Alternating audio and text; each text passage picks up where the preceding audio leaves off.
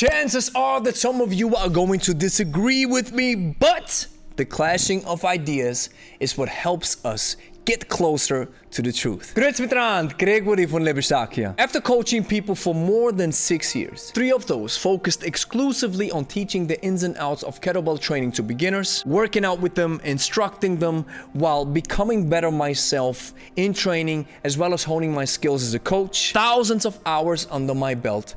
How come I didn't see this? How come I only tapped into the wealth of my experience after a great conversation with a researcher and therapist from the other side of the planet called Lebe?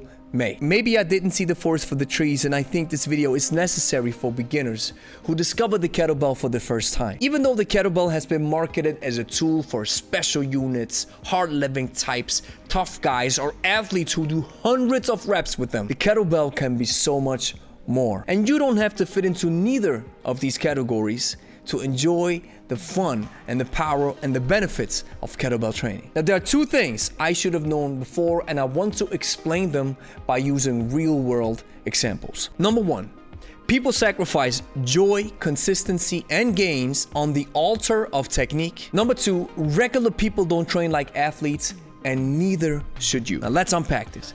Yes, technique must be learned. And yes, you're bound to make mistakes if you pick up something for the first time without getting proper instruction on how to use it. And double yes, wrong technique might get you hurt, especially when using heavier weights. I am obsessed with technique, and I believe every good coach should be too. Looking back though, I think I might have overvalued the importance of it in certain situations. Regular people don't need perfect technique.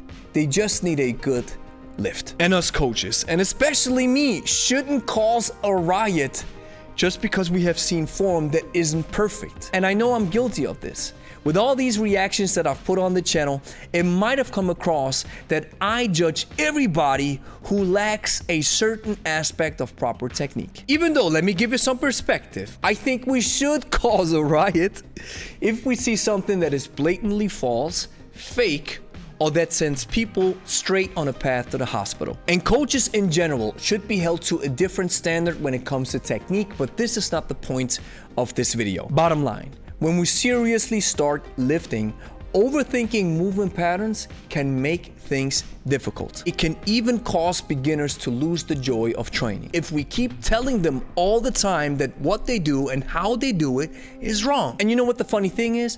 Perfect technique mostly takes collateral damage in an intense workout.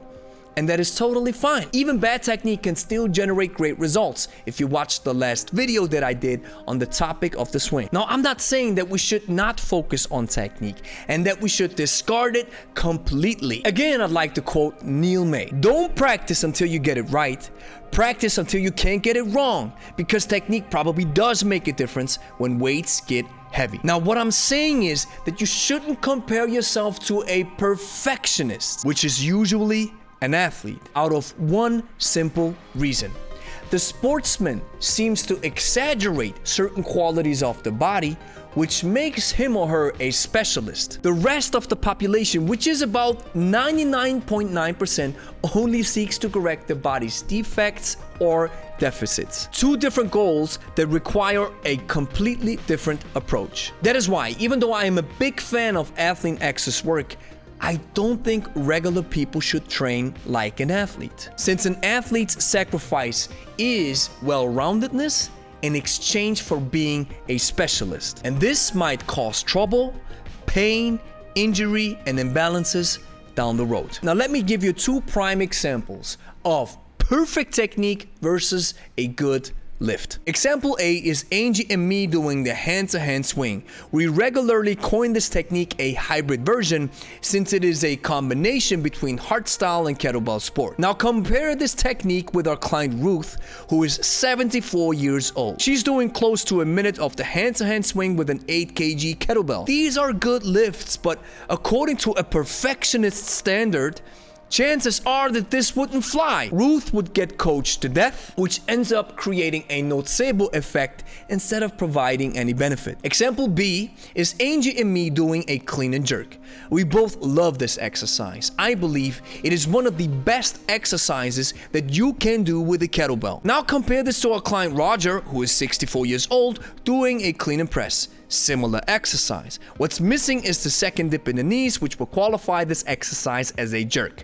Again, same situation. It's a good lift, but it's not perfect. Granted, we did some work on his hips, which improved some of his deficits in his technique. Yet my goal is not to make every personal training session a technique lesson. The goal is to provide an adequate balance. At last, Roger is not trying to compete, and neither is Ruth.